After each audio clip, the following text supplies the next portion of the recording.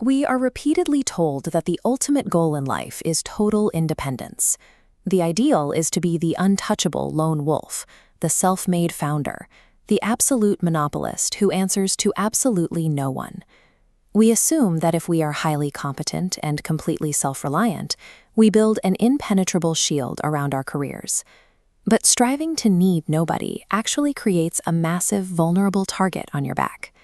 If an organization or a system can run without you, your level of talent doesn't matter. Total independence guarantees that you are entirely dispensable. Take the Count of Carmignola. In Renaissance Italy, he was a condottiere, a highly successful mercenary general.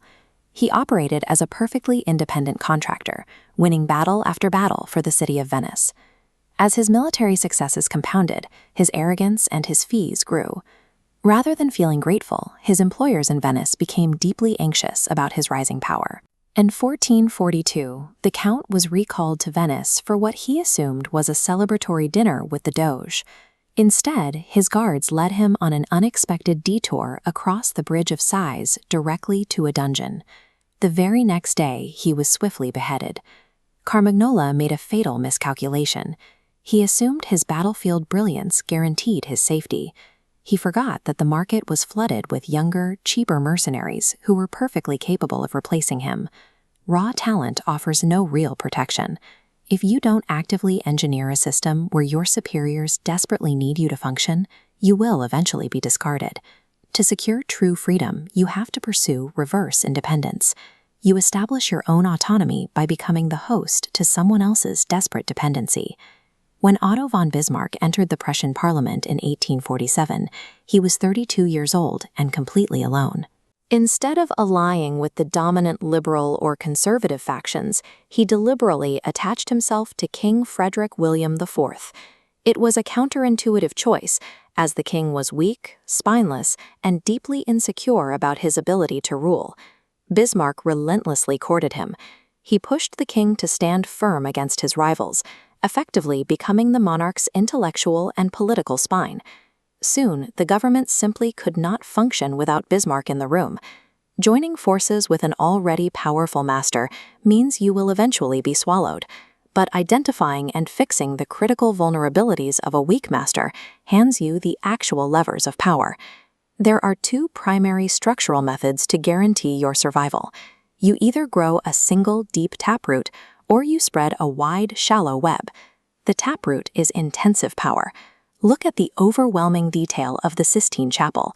Michelangelo possessed a singular skill that no one else could replicate. When he quarreled with the Pope and decided to leave Rome, the Pope didn't fire him. He begged him to stay. The shallow web is extensive power. This involves embedding yourself deeply into so many different facets of an organization that removing you would cause a catastrophic chain reaction. Henry Kissinger survived the constant bloodlettings of the Nixon White House, not because he was liked, but because he entrenched his influence across so many different departments that firing him would have fractured the administration. We see this exact dynamic during the heights of the 1951 Hollywood blacklist. Congress placed immense pressure on Columbia Pictures to fire one of their screenwriters, an accused communist named John Howard Lawson. The studio's president, Harry Cohn, was a die-hard conservative who despised communists, yet he shocked his executives by refusing to fire Lawson. His decision was dictated by a hidden chain of dependence. Lawson happened to be the dedicated writer for Humphrey Bogart. Firing the writer meant alienating the star and losing the studio's most profitable asset. Embedding your fate with the most valuable assets of an organization turns your continued employment into a matter of basic math. Your removal becomes a cost they simply cannot afford to pay. You cannot rely on emotional dependencies like loyalty, love, or friendship to secure your position. Emotions are highly volatile, and affection evaporates quickly under pressure. The Spider King of France, Louis XI, once summoned his court astrologer to a high castle tower. The king had grown terrified of the man's accurate prophecies and secretly ordered his guards to throw the astrologer out the window. Before giving the execution signal, Louis tested him one last time, asking the astrologer to predict his own fate. The man replied, "I shall die just 3 days before your majesty." The order to throw him was never given. In a single sentence, the king transformed from a deadly threat into a terrified protector who lavished the astrologer with the finest court doctors for the rest of his life. True indispensability is rooted in consequence. Making others rely on you out of terror of what happens if you leave is the ultimate job security.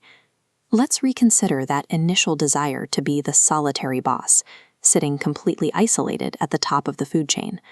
Monopolies and solitary leaders inevitably turn inward.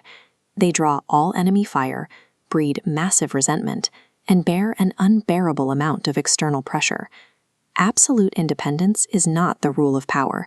It is an exhausting and frequently fatal exception.